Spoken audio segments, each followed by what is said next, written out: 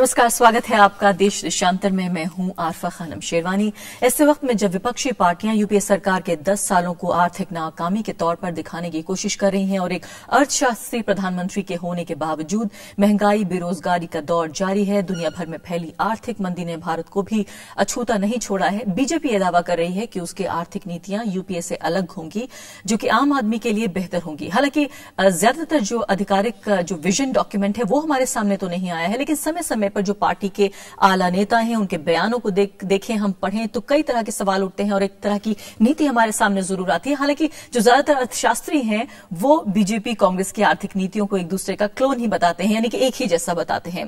कभी काले धन को वापस लाने की बात करती है बीजेपी, कभी राजनाथ सिंह कहते हैं कि मैन्युफैक्चरिंग सेक्टर को बढ़ावा देना उनकी सबसे बड़ी प्राथमिकताओं में है, तो कभी हम सुनते हैं कि रामदेव के जो टैक्स फ्री भारत का जो आइडिया उन्होंने दिया था उसको बीजेपी उस पर गंभीरता से विचार कर रही है। आखिर बीजेपी का इकोनॉमिक विजन क्या है और अगर बीजेपी सत्ता में आती है तो किस तरह से उसको लागू करेगी, और उन आर्थिक मामलों के जानकारों का क्या हुआ जो ये समझते हैं कि एक ही तरह की आर्थिक नीतियां हैं दोनों की ही और अलग तरह का पहनावा सिर्फ उसे उड़ाने की कोशिश की जा रही है। इस खास कार्यक्रम में हम ये सब कुछ जानने की कोशिश करेंगे कि आखिर कौन सी अर्थनीति देश के लिए बेहतर रहेगी, क्या कमियां रही हैं कांग्रेस पार्टी यूपीए की अर्थनीतियों में और क्या उसकी भरपाई बीजेपी कर पाएगी।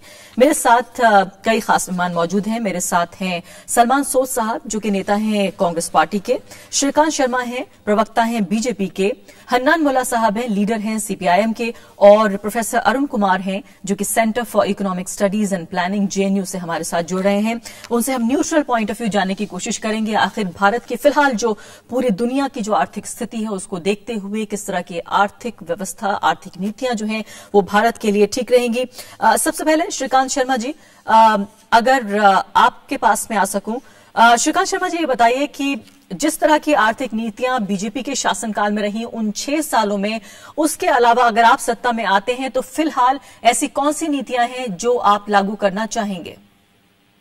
किसी भी प्रगतिशील अर्थव्यवस्था के विकास के लिए बुनियादी ढांचा एक महत्वपूर्ण बात होती है। एनडीए ने सड़कों का, राजमार्ग, रेलवे, बंदरगाह, हवाई अड्डे और सिंचाई बुनियादी ढांचे में परियोजनाएं शुरू की। इन परियोजनाओं ने दूर देहात का स्वरूप बदल दिया और भारी मात्रा में रोजगार के अवसर भी सुनिश्चित किए गए। परिणाम हुआ कि 6 करोड़ 50 लाख लोगों को नौकरी मिली। सर्व शिक्षा अभियान, आईटी आदि के माध्यम से शिक्षा के विस्तार के लिए एनडीए द्वारा की गई पहल से राष्ट्रीय संपदा से वास्तविक वृद्धि हुई। जहां एनडीए ने प्रतिदिन 11 किलोमीटर की बनाने का जो लक्ष्य रखा था, वहीं कांग्रेस कहीं न कहीं 2 किलोमीटर पर टिकी हुई है।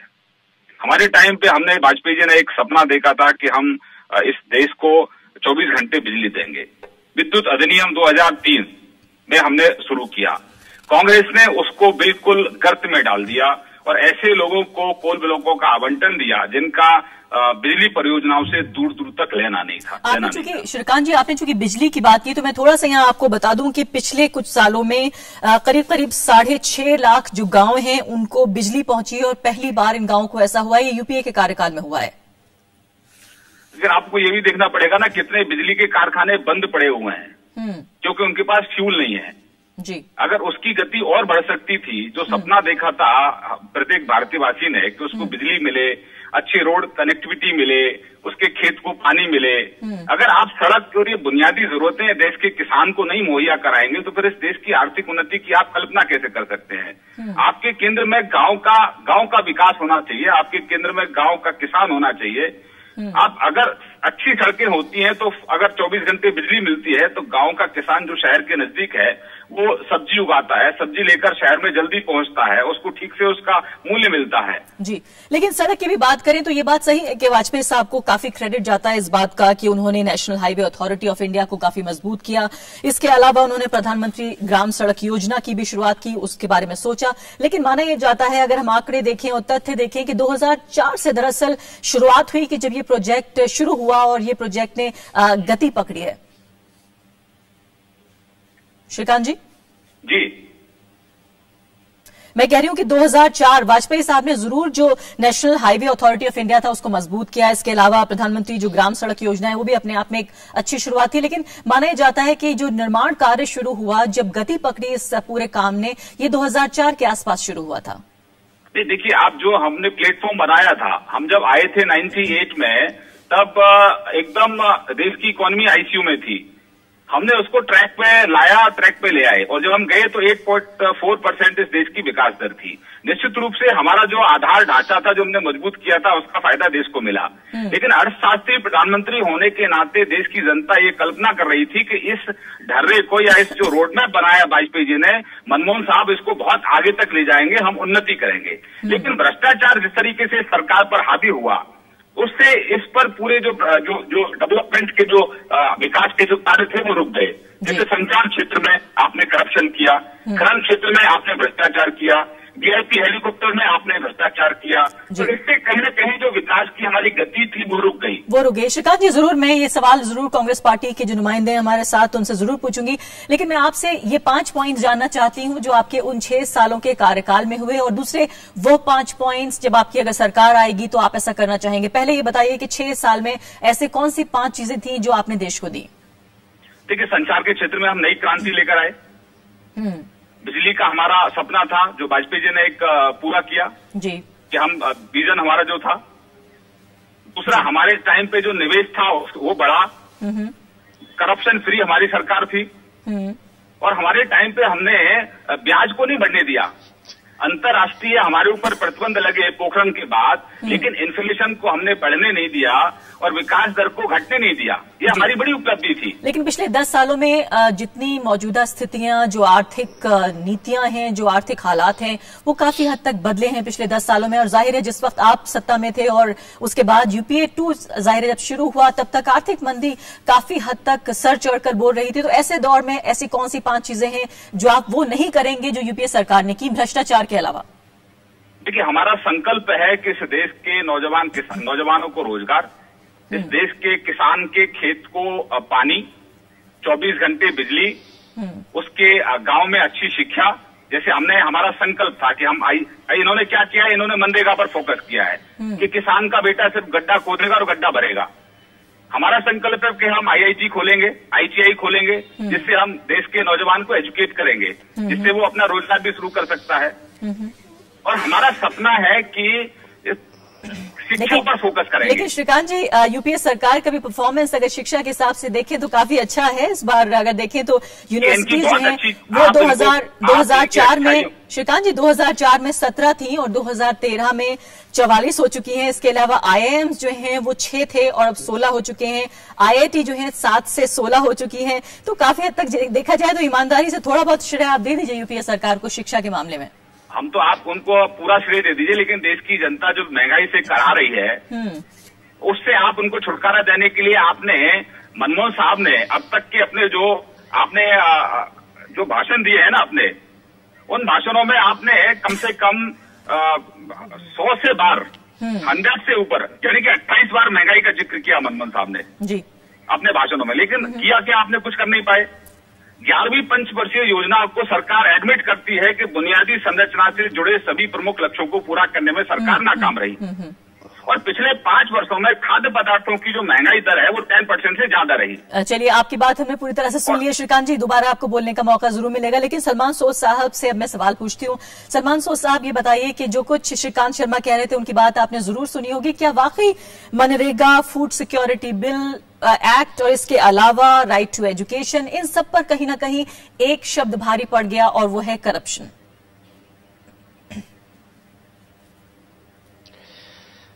देखिए, जब भी कोई गवर्नमेंट आती है, चाहे वो हमारी सरकार हो या इससे पहले एनडीए या उससे पहले वो यूटीएफ, हर किसी सरकार में काफी सारी अचीवमेंट्स होती हैं और कुछ चीजें होती हैं ऐसी जो मानिए उस सरकार के लिए ठीक नहीं रहती हैं। लेकिन जब आप टोटलिटी देखेंगे, इस हमारी गवर्नमेंट का रिकॉर्ड जो है टोटलिटी में देखेंगे, तो मुझे लगता है कि आपने तो मेरी तरफ से खुद ही इनको कुछ स्टैटिस्टिक्स बताए। मुझे लगता है कि कोई कंपैरिजन नहीं है डेवलपमेंट के हिसाब से, कोई कंपैरिजन नहीं है एनडीए के टाइम का और आज के। तो एक बच्चे और बड़े का एक हिसाब से वो कंपैरिजन करना हुआ। इन्होंने दो तीन बड़ी खतरनाक बातें बताई, मैं उस पर थोड़ा आपको बताना चाहता हूं। इन्होंने कहा कि हमने 6.5 करोड़ लोगों को एम्प्लॉयमेंट दी। ये बहुत ही जरूरी बात है कि हिंदुस्तान के लोग समझें ये क्या कह रहे हैं, क्योंकि अगर ऐसी बात होती तो ये 2004 में इलेक्शन नहीं हारते। 6.5 करोड़ में से जो तकरीबन 2 करोड़ से ऊपर लोग वो थे जो गांव में औरतें बूढ़े और बच्चे, उनको जॉब मार्केट में आना पड़ा क्योंकि रूरल एरियाज में बहुत डिस्ट्रेस था। तो जिसको ये एम्प्लॉयमेंट कहते हैं वो असली डिस्ट्रेस्ड एम्प्लॉयमेंट है, इसीलिए ये इलेक्शन हारे और इनको समझ अभी भी नहीं आता ये क्यों हारे। दूसरी बात, ये कहेंगे भाई यूपीए वाले सरकार, ये जो सरकारी एम्प्लॉयमेंट तो है ही नहीं कोई ज्यादा, क्रिएशन, जॉब क्रिएशन नहीं है। इनसे ये पूछे कि इन्होंने कभी सीखा है कि ग्रोस एनरोलमेंट रेशियो, यानी कि अब जो है बच्चे हमारे, क्योंकि इन्वेस्टमेंट इतनी एजुकेशन में ज्यादा हो गई और हेल्थ में, अब बच्चे स्कूल में रह रहे हैं, उनके लर्निंग ज्यादा है और स्किल्स ज्यादा हो रहे हैं, तो इसलिए वो जॉब मार्केट जल्दी नहीं जाते हैं। जो बच्चे मैट्रिक से पहले ही निकल जाते थे, अब वो 10वीं क्या 11वीं 12वीं वो भी पढ़ लेते हैं और आगे को हायर स्टडीज के लिए जाते हैं। जो हायर एजुकेशन में ग्रोस एनरोलमेंट रेशियो है वो 18% है, इंटरनेशनल नॉर्म 20% है, we're within striking distance। लेकिन सलमान तो साहब, इसीलिए जॉब क्रिएशन क्यों कहते हैं, ये जॉब क्रिएशन क्यों नहीं हो रही? सलमान साहब, मैं नेशनल यूथ पॉलिसी जो आपने फिलहाल रिव्यू की है, मैं वो पढ़ रही थी, उसमें काफी हद तक इस बात को बताया गया है कि जो नेशनल यूथ, खासकर क्योंकि आप यूथ का जिक्र कर रहे हैं, बेरोजगार या जिन लोगों को रोजगार मिला है उन नौजवानों का जिक्र कर रहे हैं, काफी हद तक जो आपके लक्ष्य थे, जो ऑब्जेक्टिव्स थे वो पूरे नहीं हुए हैं। और इस जो नेशनल यूथ पॉलिसी 2014 है उसमें भी हमें कुछ ऐसा खास देखने को नहीं मिलता जिससे कोई विजन पता चले कि इस यूथ को लेकर, देश के उनके रोजगार को लेकर, उनकी शिक्षा को लेकर कोई खास विजन है यूपीए का। नहीं, देखिए क्या होता है कि जैसे मोदी साहब ने खुद कहा कि भाई हमारा ड्रीम है कि हम इतने एम्स बनाएं, इतने आईआईटी बनाएं, इतने ये करें। ये तो हो गया ना, ख्वाब देखना तो ठीक बात है, लेकिन हम लोग तो कर रहे हैं और आपने खुद ही इनको नंबर्स बता दिए कि जब तक ये लोग बीजेपी वाले ख्वाब देख रहे हैं, हम हिंदुस्तान के ख्वाब पूरे कर रहे हैं। तो ये फर्क है। हाँ, ये आप कह सकती हैं, बिल्कुल सही है कि सारे काम नहीं हुए, बिल्कुल मैं मानता हूं। और किसी भी गवर्नमेंट में अगर सारे काम हो गए, यानी कि हमारा जो गोल था उतना टारगेट हाई नहीं था, हमें टारगेट्स हाई रखने पड़ेंगे। एक और जो बड़ा आरोप लगता रहा है वो एक मिनट जी, मैं एक इंफ्रास्ट्रक्चर, बाय द वे, क्योंकि देखिए मोदी साहब ने कहा जो इनकी तो बात मैं रखता हूं, लेकिन जो मोदी साहब ने थोड़ा इकोनॉमिक प्लान अपना बताया है, विजन, उन्होंने कहा हेल्थ, हमारी हेल्थ अच्छी होनी चाहिए, एजुकेशन अच्छी होनी चाहिए, नौकरियां होनी चाहिए और बिजली होनी चाहिए और ये होना चाहिए और टैक्स को जीरो कर दो और सब कुछ कर दो। तो कौन नहीं मानेगा, कौन नहीं चाहेगा कि भाई आपकी एजुकेशन अच्छी हो, हमने तो करके दिखाया।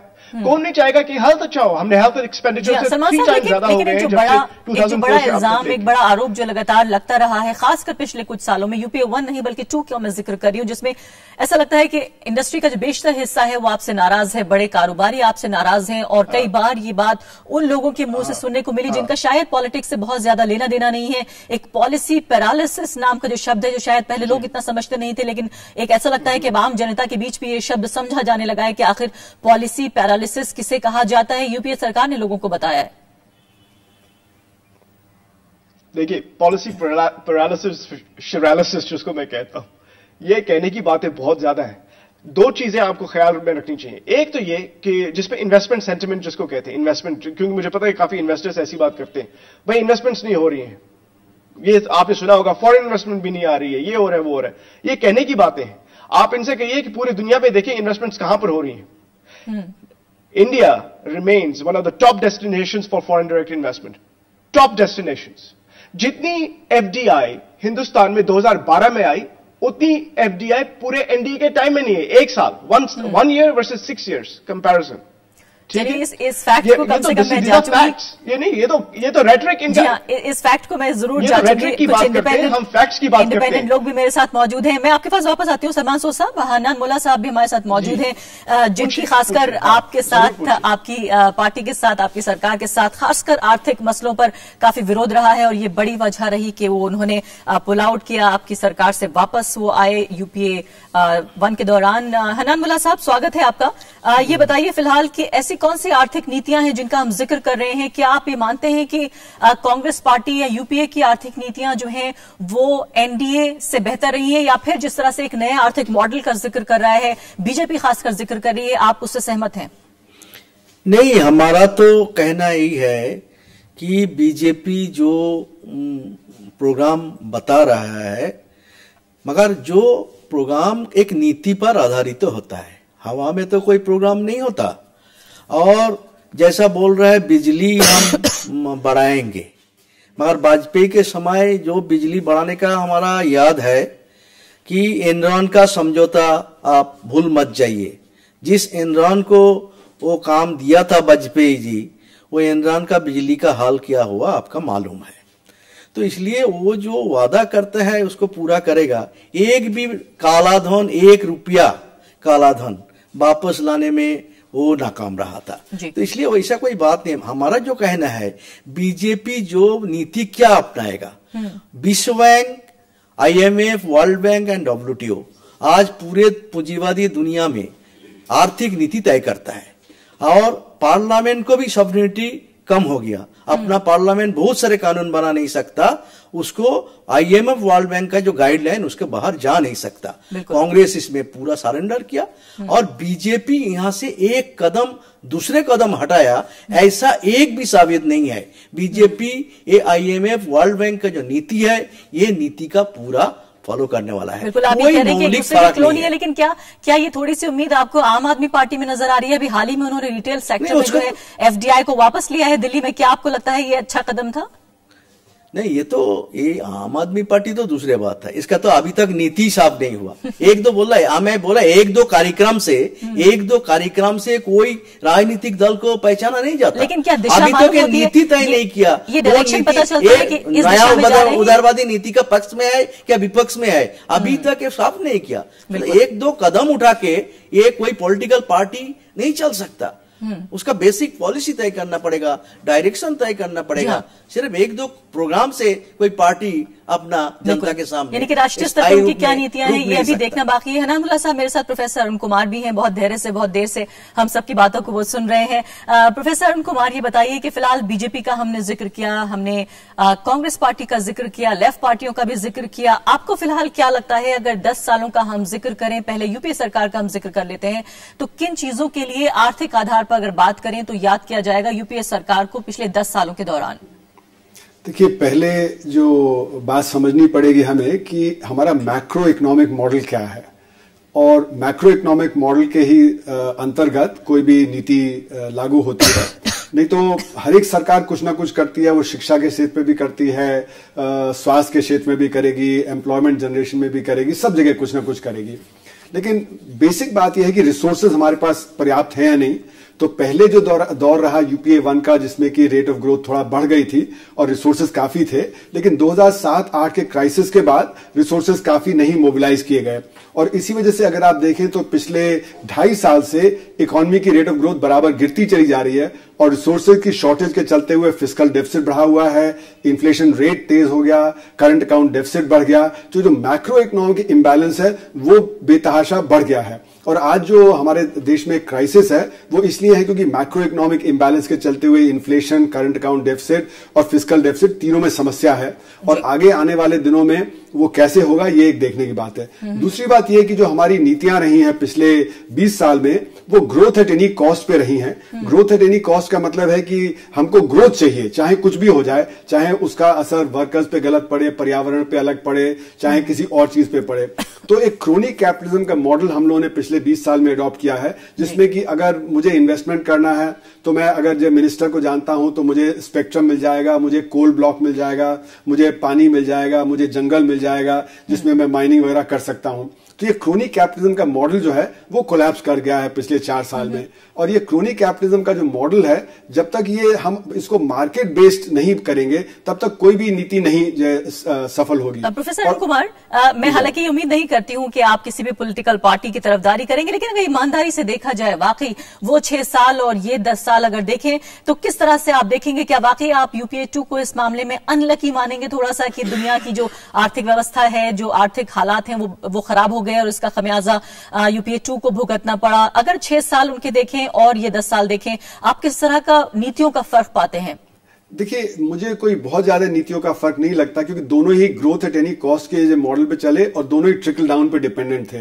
लेकिन एक बात कहनी पड़ेगी कि यूपीए ने जब शुरुआत की थी तो उस समय रेट ऑफ ग्रोथ बढ़ गई थी, जबकि जब एनडीए ने शुरुआत की थी तो रेट ऑफ ग्रोथ कम हो गई थी। यूपीए के दौरान जब 2007-8 का ग्लोबल क्राइसिस आया तो एक बहुत बढ़िया दुनिया के लेवल पे क्राइसिस आया जिसका कि सामना करना पड़ा। लेकिन उसको सामना करके कुछ हालात इंप्रूव किए 2010-11 में, लेकिन 2010-11 के बाद फिर फिर गिरे क्योंकि यूपीए की पॉलिसी सही नहीं थी। तो इसलिए कुछ अच्छा हुआ और कुछ काफी बुरा हुआ, लेकिन ओवरऑल अगर आप ये टोटल पीरियड में देखें तो जो आम आदमी है जिसको कि इन्फ्लेशन ने परेशान किया है और जो आज रिएक्शन और रिस्पॉन्स दिख रहा है, और आम आदमी ने इन्फ्लेशन को करप्शन से लिंक कर दिया है कि करप्शन की वजह से इन्फ्लेशन होता है, करप्शन की वजह से उसकी एम्प्लॉयमेंट की समस्या है, करप्शन की वजह से उसकी एजुकेशन की समस्या है। तो आज जो स्थिति है देश में जहां पे कि एक नई पार्टी उभर के आई है, क्योंकि जो व्यक्ति है सड़क पे वो रिजेक्ट कर रहा है मेन पार्टीज को, और इसीलिए कर रहा है रिजेक्ट क्योंकि उसको बहुत नहीं मिला है।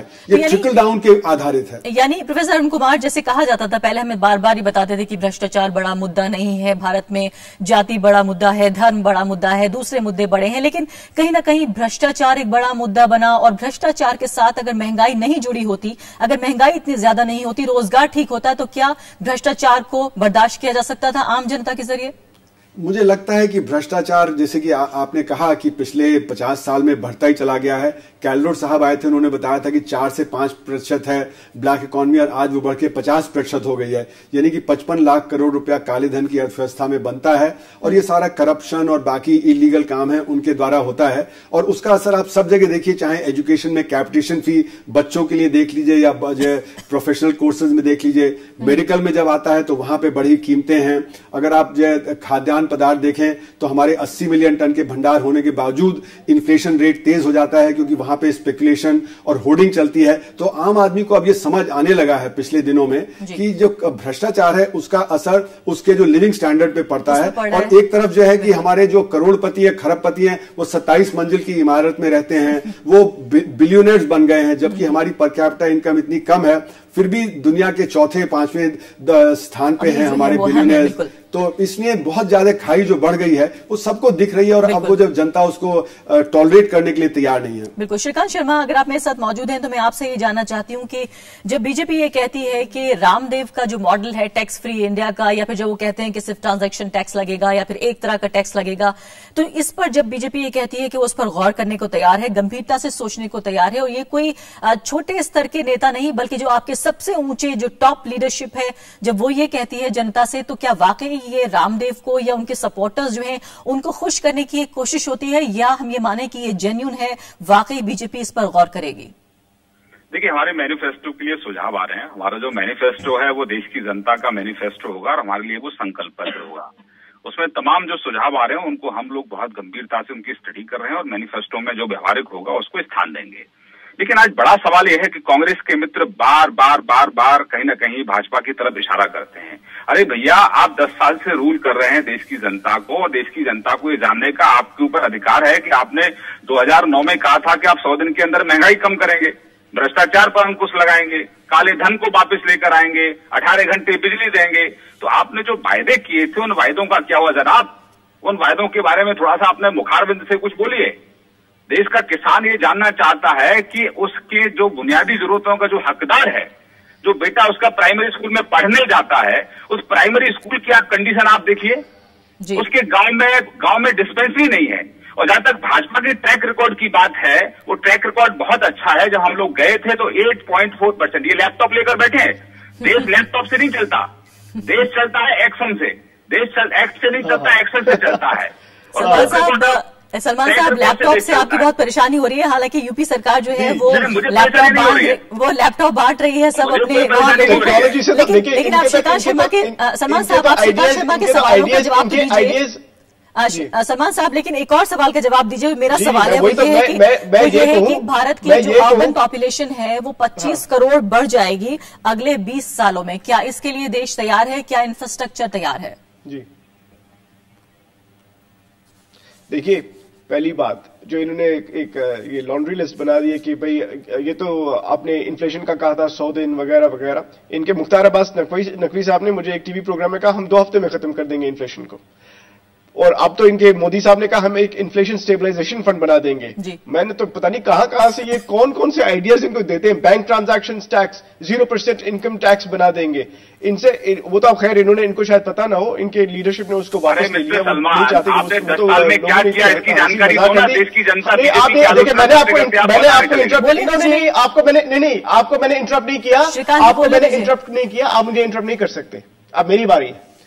तो जो बैंक ट्रांजैक्शन टैक्स था वो तो बिल्कुल एक जिसको इतनी वो रिडिकुलस माना गया कि अब इन्होंने शायद कह दिया कि आप उसकी बात नहीं करेंगे आगे क्योंकि उससे इनकी बदनामी हो रही है। सीरियस आइडियाज इनके पास है नहीं, इनको टेक्नोलॉजी से मुझे लगता है नफरत है। ठीक है, ये पुराने ख्यालात के लोग हैं और इनको ये अभी भी 1990s में बैठे हुए हैं। दुनिया कहीं और पहुंच चुकी है। जो अर्बनाइजेशन का मॉडल जो मोदी साहब कह रहे हैं ये कमांड एंड कंट्रोल वाला मॉडल बता रहे हैं जी। असली ऑर्गेनिक ग्रोथ हो रही है हिंदुस्तान में। जैसे मेरे दो सिटीज लीजिए, जम्मू और श्रीनगर की सिटीज जहां से मैं रहता हूं जम्मू कश्मीर में जी। ये सिटीज अब बहुत बढ़ गई हैं, ऑर्गेनिकली ग्रो हो रही हैं, तो हमें उसके इंफ्रास्ट्रक्चर का देखना है, वैसे देखना है। ये ऐसे नहीं कि हम पे 100 स्मार्ट सिटीज बना देंगे अचानक हम चाहते थे कि आपके और भी आइडियाज जी को मौका दें, लेकिन हना मुल्ला साहब आखिरी सवाल आपसे बाकी पैनल से माफी चाहती हूँ, बिल्कुल समय समाप्त हो चुका है। हना मुल्ला साहब ये बताइए कि फिलहाल जिस तरह की ग्लोबल इकोनॉमी है, तमाम देशों की जो अर्थव्यवस्थाएं हैं वो एक दूसरे से जुड़ी हुई हैं, ऐसे में वाम दलों का अपनी क्या नीति है? क्या वो पूरी दुनिया से अलग हटकर कोई अपनी नीति बना सकते हैं? बहुत संक्षेप में। नहीं, दुनिया से हट के नहीं, दुनिया से हट के नहीं। आज तीसरी दुनिया को देखो ना, सबसे ज्यादा देश तीसरी दुनिया में है। लैटिन अमेरिका में देखो ना, वहां का 31 देश अपना नीति करने की कोशिश कर रहा है, मगर सरासर वर्ल्ड बैंक का नीति के पास सरेंडर करके जो नीति चला रहा है ये कॉर्पोरेट दुनिया का वर्ल्ड है। और मोदी इधर two representative of the corporate house, ये कॉर्पोरेट दुनिया का वो प्रोडक्ट है और कॉर्पोरेट दुनिया का सेवा करने के लिए वो सरकार में आना चाहता है। लेकिन आपने वो कांग्रेस देश का पार्टी को भी जनता के लिए नहीं उसका कोई मुझे यहाँ पर खत्म करना होगा। माफी चाहती हूँ आपसे बहुत बहुत। सलमान सोल साहब, प्रोफेसर अरुण कुमार और श्रीकांत शर्मा, आप सभी आए, अपने अपना वक्त दिया, बहुत बहुत शुक्रिया। तो साफ तौर पर बीजेपी और कांग्रेस पार्टी जहां एक दूसरे के क्लोन नजर आते हैं, लेकिन चुनाव से पहले जरूर कुछ इस तरह के नए आइडियाज हैं जिनको सामने लाने की कोशिश की जाती है। लेकिन प्रोफेसर अरुण कुमार ने कहा कि सबसे महत्वपूर्ण यह है कि जो मैक्रो इकोनॉमिक्स है यानी कि अर्थव्यवस्था की जो बड़ी तस्वीर है उस पर गौर किया जाए। इसी के साथ अभी के लिए इतना ही, नमस्कार।